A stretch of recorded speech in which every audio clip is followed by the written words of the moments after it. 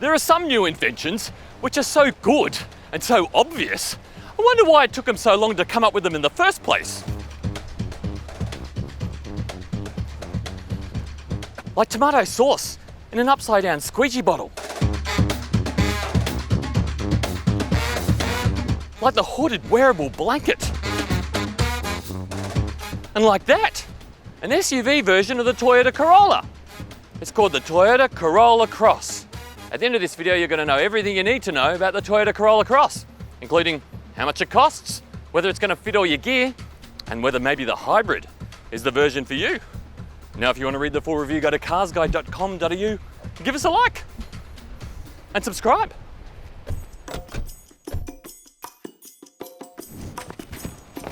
So how much does the Corolla Cross cost? Well, it all depends on which one you want to get. Let me explain. There are 3 grades in the Corolla Cross lineup. The entry grade is the GX, then there's the GXL, and at the top of the range is the Atmos. And those are the prices right there. You can see that the Corolla Cross with the petrol engine is 2-wheel drive only. So if you want all-wheel drive, it'll have to be the hybrid.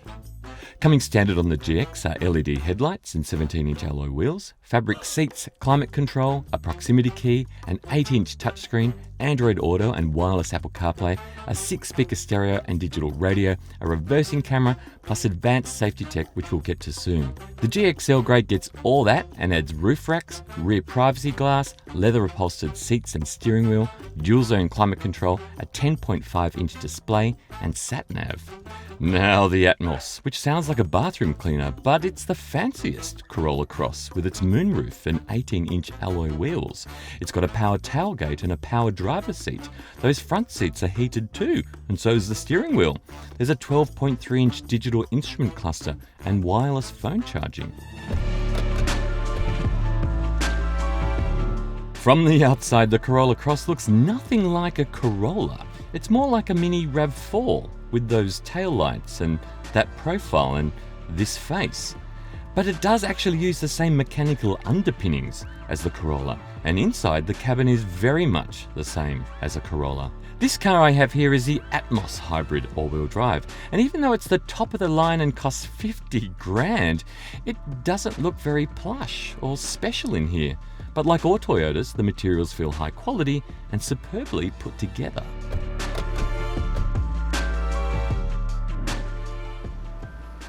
Oh, there you are. I've got something to tell you. It's about the boot. Did you know the boot size of the Corolla Cross is actually smaller than the Corolla sedan?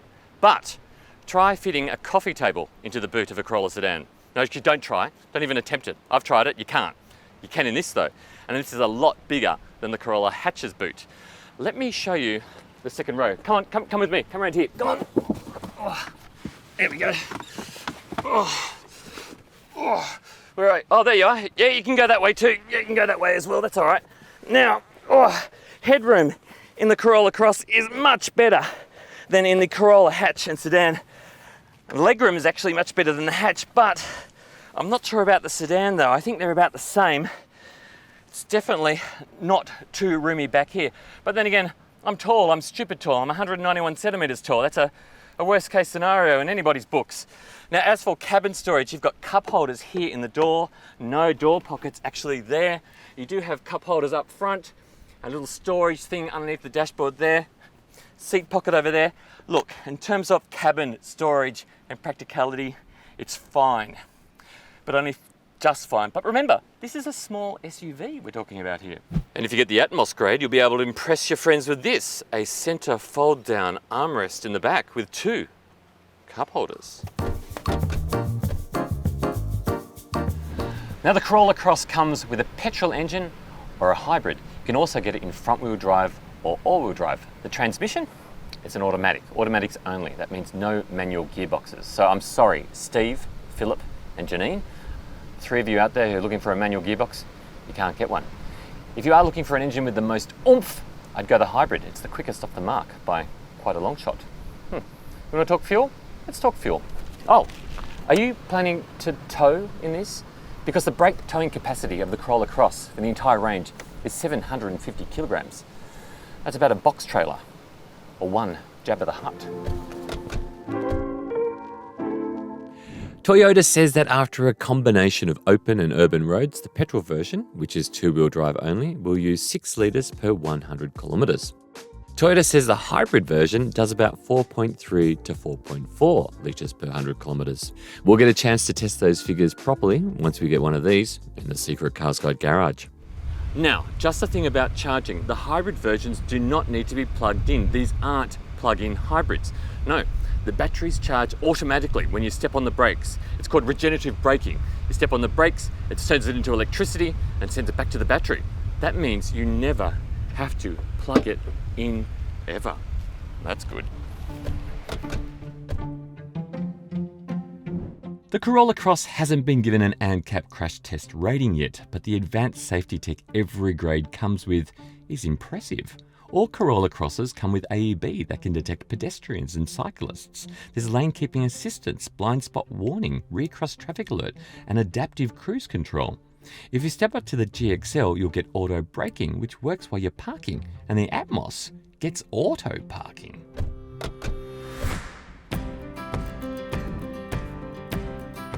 Now, I've jumped into a different car. It's still a Corolla Cross. Don't worry, don't leave. It's still a Corolla Cross. This one is a front-wheel drive hybrid. The red car that I was filming in front of was an all-wheel drive hybrid. There's still the top of the range Atmos grades that we've got here. I've driven all of the grades, and I've also driven all of the powertrains too. I've driven the petrol, I've driven the hybrid, I've driven the lot. So I'm going to tell you all about them. Now, but the very first question I've got to ask is, does it feel like a Corolla to drive? And the answer is no, not at all.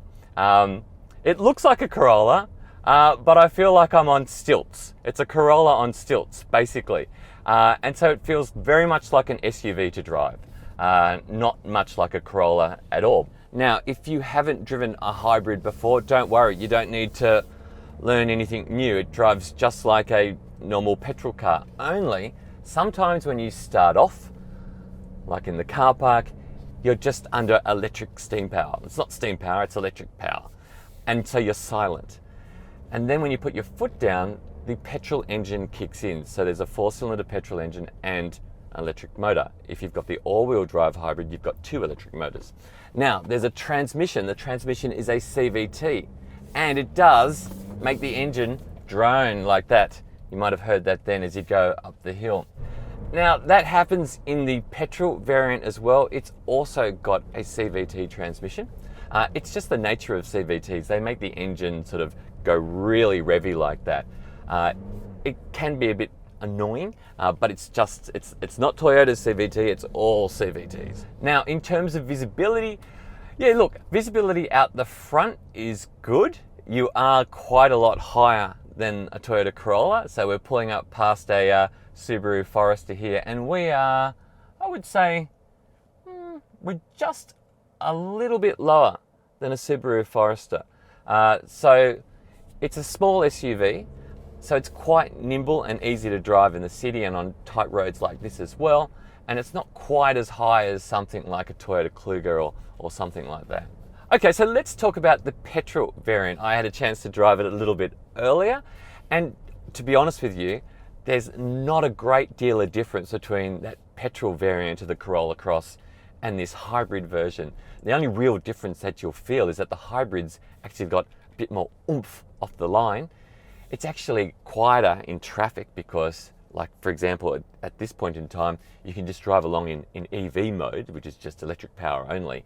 And of course, you're saving fuel as well. But in terms of the way it feels on the road, the steering, both of them, the petrol and the hybrid, have got great steering. I actually really love that smooth, really pinky finger light steering. Great for car parks, great for parking, all that type of stuff. And both of them have a really nice suspension feel as well. So the ride's really comfortable. We've gone over some pretty gnarly potholes today, and both the petrol variant and the hybrid variant were just super smooth. And I've driven a billion cars in the last fortnight, and this is up there with the best of them. I'm talking about prestige cars as well. Now, being an SUV, even though it is a Corolla, it's a Corolla SUV, it does have some SUV attributes. So it's a bit wobbly. But all SUVs are pretty much like that. That's just because you're a bit top heavy, but you still feel really stable and secure as well. Are there any bad points? I've been saying a whole lot of good stuff. Look, as I said earlier, I suppose the CVT is a bit of a bad point. It's super smooth. They're pretty good on fuel efficiency, but you do get that droning sound. Another bad point is the size of that rear window. It's tiny. It's like looking out of a manila folder sized window. It's very little.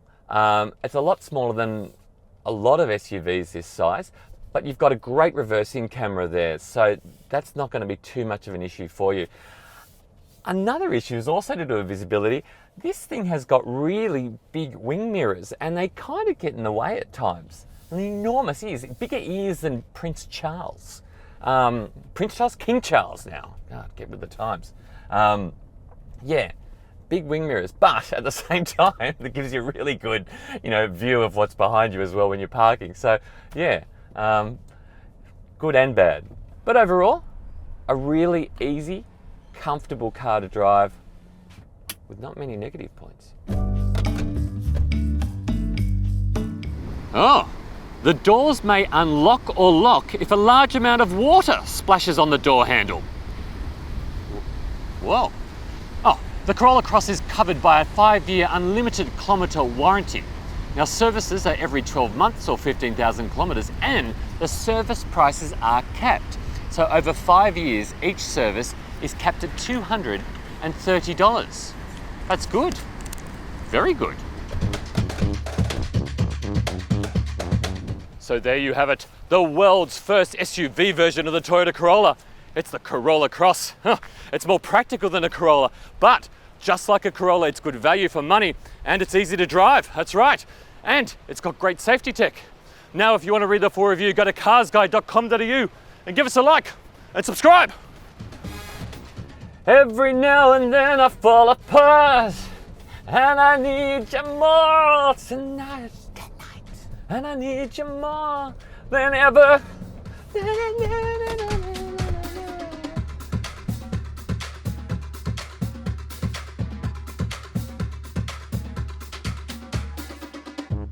Mm-hmm.